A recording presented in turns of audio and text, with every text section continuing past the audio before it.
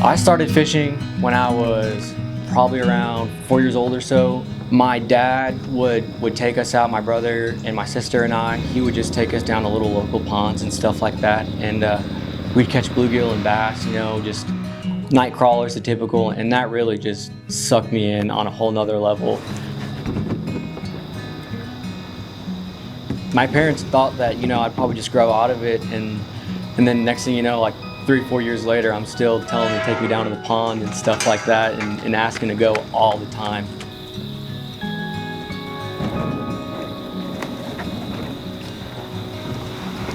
I moved to Oklahoma about 6 years ago, and that's whenever I really started diving into bass fishing and just trying to figure everything out, seeing all the opportunity out here, the different lakes, rivers, ponds, just anywhere you go.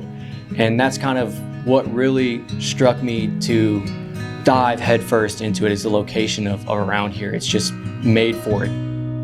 I just love all of it. I chase after anything I can.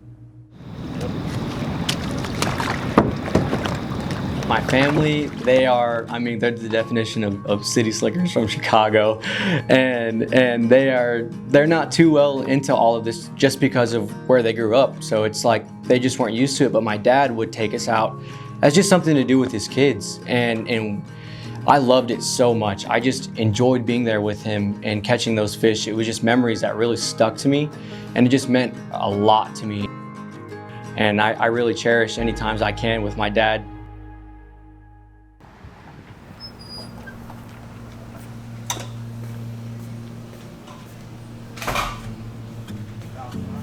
One thing that I really like about working here is just being around people that share the same passion and understand that fishing is more important than just being a hobby and just something someone does for fun. This is more than just that for me and for the other people that are here, and they get that. It makes me really happy being around others that share a passion like I do, and so it doesn't even feel like work.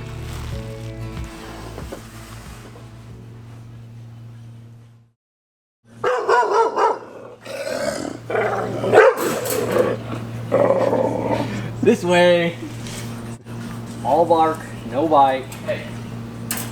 Pretty much everything that I do here kind of just jumps around all over. I work the storefront, I help customers up here, I take technical calls, anything that has to do with fishing or any guidance of any sort, they kind of direct them to me.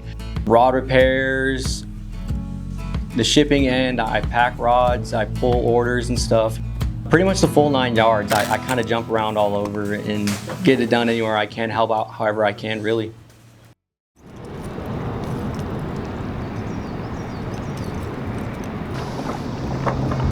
It's really nice whenever you set a whole plan out, you have everything figured out, and you're just literally packed up, ready to go the night before, and all you're thinking about is that trip the next morning. And then I wake up a few times a night, some of the nights, knowing what can happen the next day. And getting out there and finally getting there is just a moment of relief when you get there on time, because you're scheduled right, you're all set, and then next thing is just hoping that everything else goes into play and everything that should happen happens. Oh, come on. Little baby striper. Oh Lord.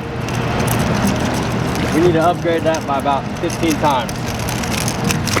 The best part about striper fishing is when you finally get onto them, because this time of year, so we have summertime heat, we have a lot of pressure on these fish due to purely just the main fact of high water temperatures and low oxygen levels, with also not too much rain typically around this time.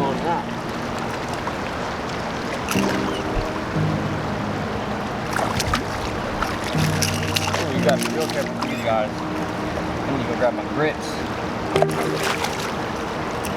Big thing that you want to look for is heavy flow deep pockets, and anywhere where there's current breaks. That's kind of my 3 go-tos right there. Head and 1 knocker, baby. If you can find those 3 things, you most likely can find striper.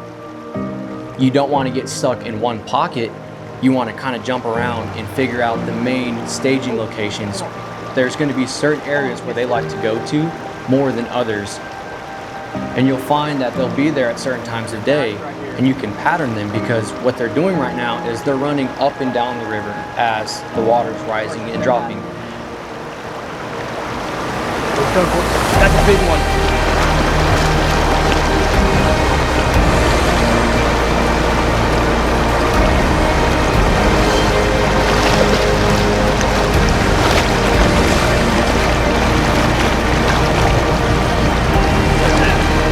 Oh yeah, this is a hybrid.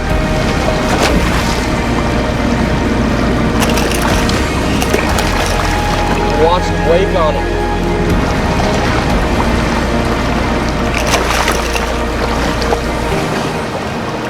Look at that little football. Oh man, those blow-ups never get old. They're chasing 2 things, bait, but also higher oxygen levels. The bait follows the higher oxygen, so the fish follow them. He waked on that like a largemouth would. Typically, a lot of the times, things are going to be moving upriver towards the spillways and the dams where the higher concentration is going to be of flow. That right there is a beautiful hybrid. Be a lot bigger over here, but any hybrid, any striper, I'll take them when they fight like that. There he goes. No troubles at all.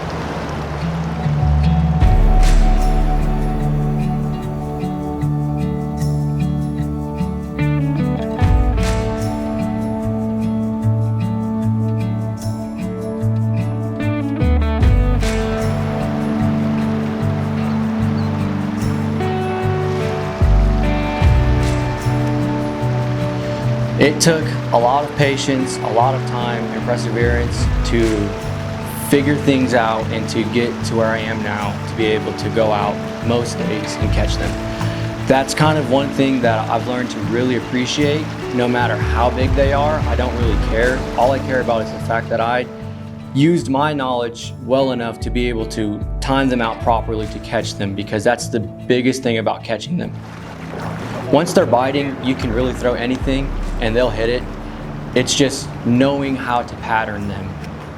And that's what gets me and drives me the most, to keep going after them. So the whole purpose behind making my topwaters heavy, I know it sounds not very smart. I mean, the whole point of a topwater is to be floating on the surface. Now, the whole purpose behind that is for casting distance. Typically when I'm throwing these weighted topwaters, I am using a longer rod. A lot of the time it's going to be my surf rod, and if I'm throwing these baits, it's because the striper are way far out there past typical conventional gear can reach.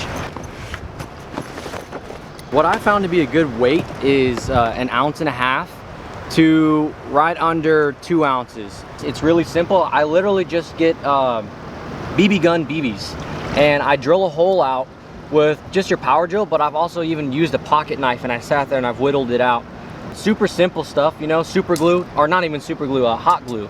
And I literally just melt it with a lighter, stick it onto the top, and that's all it takes. It's really not hard at all, and it'll stay good. And obviously you can see this one's coming off a little bit.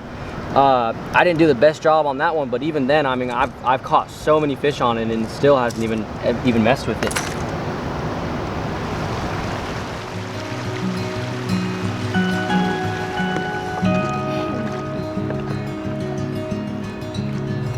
Don't give up. That's the biggest tip I can give to anyone that wants to get into striper fishing. Do not give up. That's more or less what my whole journey has been, is not giving up, keeping my head to it, and continuing to focus on, you know, if I want to become something in this, I can put in the work for it and I can do it, and that's all it is. And anyone can do it. There's no difference between me, you, and the next person. All that matters is how much do you want it and how much work do you want to put in to get it. I love being outside. Even if I'm not fishing, even if I'm not hunting, I just like being in nature. I like finding different cool places that, you know, a lot of people don't get to see and experience all the time. No, those are gonna be the stripers. Yeah, there's a good bit through here. And that's kind of a big reason as to why I love fishing so much, because it takes you to a lot of places that a lot of people don't go to.